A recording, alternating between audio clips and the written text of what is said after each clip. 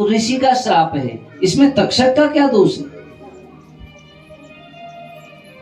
कहा हे राजन, तुम्हें पता ही नहीं है, क्योंकि जो तक्षक है वो डसने तो आ रहा था, परंतु जब वो डसने आ रहा था तो साथ में कश्यप नाम के एक ब्राह्मण भी आ रहे थे जो तुम्हारे पिता को बचा सकते थे, परंतु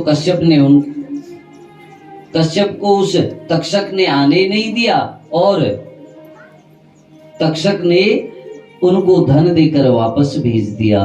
तो हे राजन बताओ, अब अपराध किसका है? ये तक्षक तो अपराधी हुआ ना। और आपको पता नहीं है, एक रुरु नाम के ऋषि थे, उनका विवाह होने वाला था तो पत्नी को सर्प ने डस लिया, अपनी आधी आयु देकर पत्नी को जीवित किया है, परंतु हे राजन उसके बाद सर्प जाति के दुश्मन हो गए। जहां जहां उनको जो सर्प दिखता उस सर्प का वध कर देते हैं राजन। और तुम आराम से यहाँ राज्य में बैठकर राज्य का आनंद ले रहे हो। कुछ तो विचार करिए राजन। कहने लगे कि जब वो रुरु नाम के जो ऋषि हैं वो जब सर्पों का वध करते हुए एक बार एक डुंडुब नाम के सर्प के पास पहुंचे, और जब ये वहां पहुंचे उस डुंडुब नाम के सर्प को मारना चाहते हैं तो उस सर्प ने विनती करी कि हे ऋषिवर, आप मेरा वध क्यों कर रहे? मैं किसी को डसता भी नहीं हूं, मैं तो इसी प्रकार से पड़ा रहता हूं। रुरु महाराज कहने लगे कि एक बार एक सर्प ने मेरी पत्नी को डसा था, इसलिए तब से मैं निरंतर सर्पों का वध करता हूं। और फिर पूछा, हे डुंडुब महाराज तुम ये बताओ, तुम सर्प क्यों बने? अगर तुम किसी को डसते नहीं हो, तुम किसी के प्रति हिंसा नहीं करते हो, तो ये सर्प योनि तुमको प्राप्त कैसे हुई? कहा राजन, मैं पिछले जन्म में एक ब्राह्मण था और मेरा एक मित्र था जो ध्यान कर रहा था, मैंने उसको तिनके का सर्प बनाकर डरा दिया और वो डर गया, तो उसने मुझे श्राप दे दिया कि तुमने नकली सर्प बनाकर मुझे डराया है, इसलिए अगला जन्म तुम्हें सर्प का मिलेगा। और राजन उन्होंने ही कहा था कि रुरु नाम के एक ऋषि आएंगे और वो तुम्हारा उद्धार करेंगे।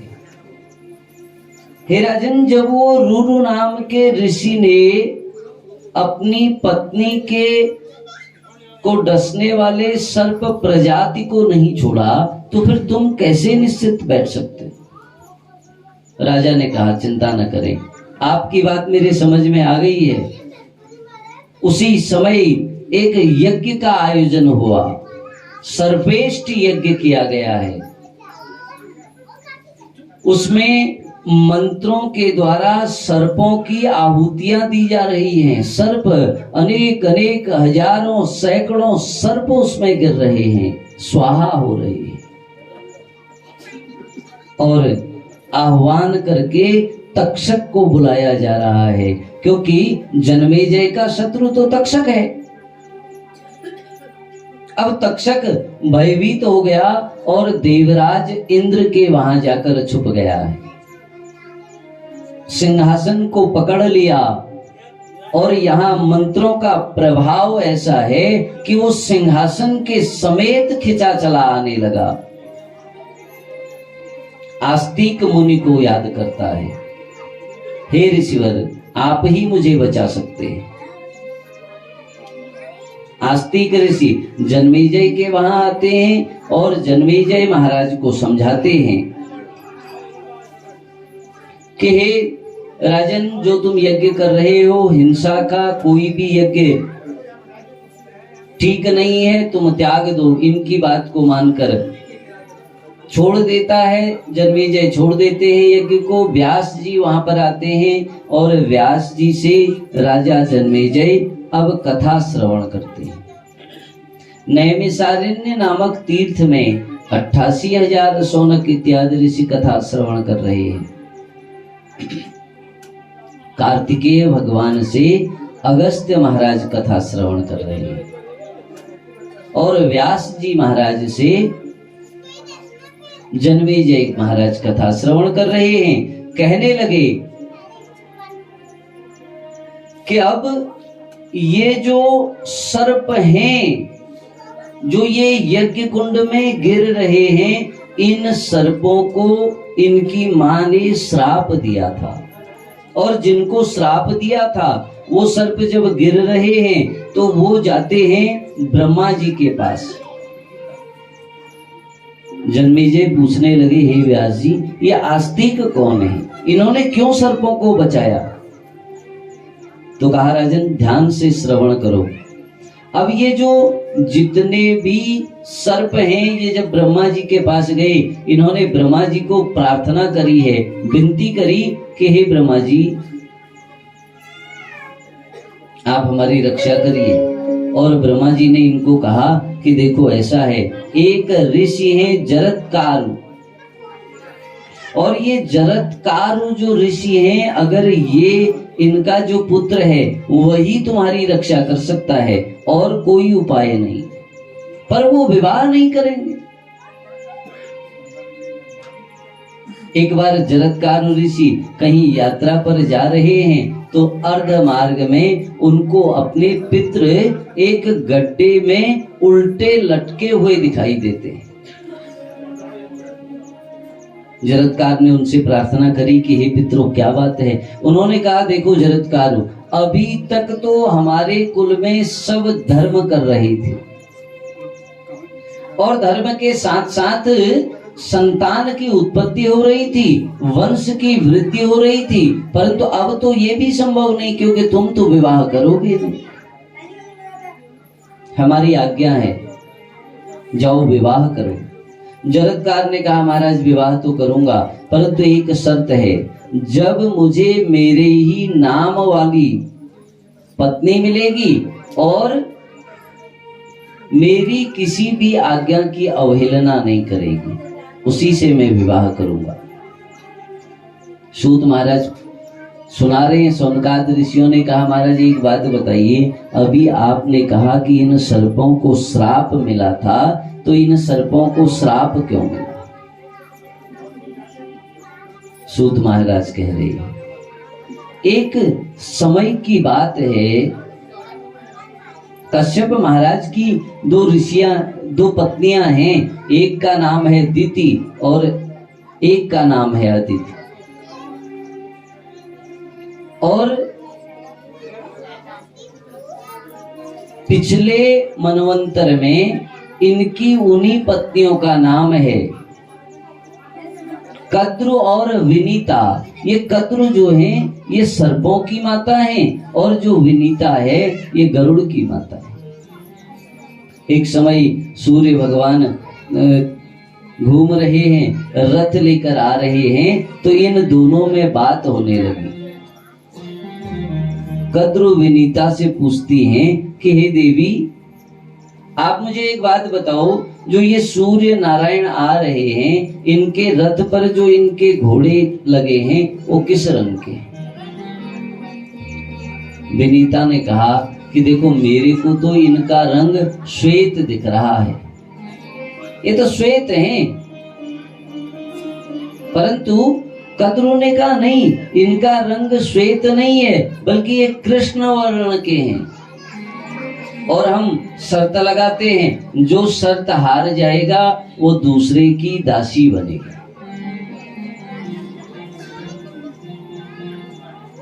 शर्त लगी, कद्रु ने अपने पुत्र जो सर्प हैं उनको आज्ञा दी कि जाओ, मैंने विनीता को बोला है कि ये घोड़े काले रंग के हैं, इसलिए सूर्य नारायण के घोड़ों के शरीर में जितने भी बाल हैं, केश हैं, तुम सब से लिपट जाओ और उनका रंग काला बना दो।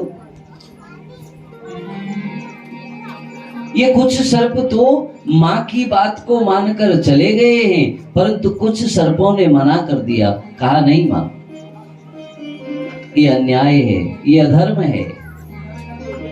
और जिन सर्पों ने मना किया उन्हीं सर्पों को माँ ने श्राप दे दिया कि तुम जन्मेजय के यज्ञ में, यज्ञ कुंड में गिरकर स्वाहा हो जाओगे। और उधर जब सूर्य नारायण के घोड़े नजदीक आते हैं तो नजदीक जब ये घोड़े आए तो देखा कि उनसे सर्प लिपट गए हैं और उनका रंग काला हो गया है। कद्रु विनीता से कहने लगी कि देखो अब शर्त के अनुसार तुम्हें मेरी दासी बनना पड़ेगा। विनीता रोने लगी। और जब देवी विनीता रो रही थी तो उनके पुत्र गरुड़ महाराज वहां पर आते हैं। गरुड़ महाराज ने माँ को देखा तो प्रणाम करके कहने लगे, माता कथम सुदीनासी,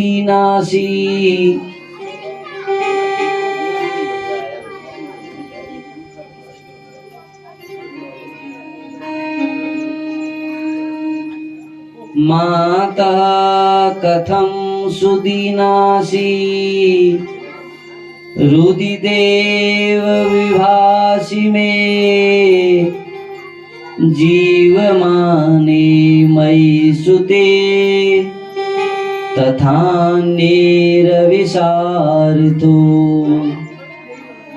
इन्होंने पूछा कि हे माँ, आप एक बात हमें बताएं, आप इतनी परेशान क्यों हैं? गरुड़ महाराज पूछ रहे हैं अपनी माँ से, आपको क्या कष्ट है माँ? उन्होंने कहा, हे पुत्र, मैं तुम्हें क्या बताऊं, सर्पों की माता कद्रु ने मुझे अपनी दासी बना लिया है और अब वो मुझसे चाहती है कि मैं उसको भी और उनके पुत्रों को भी अपने कंधे में बिठाकर समुद्र के पार लेकर जाऊं। हे पुत्र, ये जो दासित्व है ना, ये बड़ा कष्ट देता है और अब तो पता नहीं कब तक मुझे अपनी ये दासता से मुक्ति नहीं मिलेगी, कितना कष्ट भोगना पड़ेगा। गरुड़ महाराज कहने लगे कि हे मां, अभी तो तुम्हारा ये पुत्र सक्षम है ना, आप चिंता न करें। देवी कद्रु जहां भी जाना चाहेंगी ना तो मैं उनको लेकर जाऊंगा। मां को भरोसा दिया। देवी कद्रु और सर्पों को लेकर जब समुद्र के पार गए हैं तो वहां पर गरुड़ महाराज पूछने लगे, गत्वां त्वां गरुड़ प्राह ब्रूहि मात नमोस्तुते, कथम मुच्यते मे माता दासी भावाद संशयम। हे मां, हे देवी कद्रु, मैं आपसे विनती करती हूँ, मैं आपसे विनती करता हूँ मां, मुझे बताओ कि जो मेरी माँ है ना, वो अपने दासी प्रभाव से कैसे छूटेगी। आप जो भी मुझसे कहेंगी वो सब मैं करूंगा आपके लिए। देवी कद्रु कहने लगी, हे गरुड़, यदि तुम चाहते हो ना कि तुम्हारी माँ इस दासित्व से मुक्त हो जाए तो हे गरुड़ महाराज, जाओ, तुम स्वर्ग से अमृत लेकर आओ हमारे लिए। गरुड़ महाराज अमृत लेने के लिए गए, देवताओं से युद्ध करके ये अमृत लेकर आए हैं और उस अमृत को देवी कद्रु को दिया है। उस अमृत को वहां पर देकर अपनी मां को दासी के तत्व से मुक्त कराया।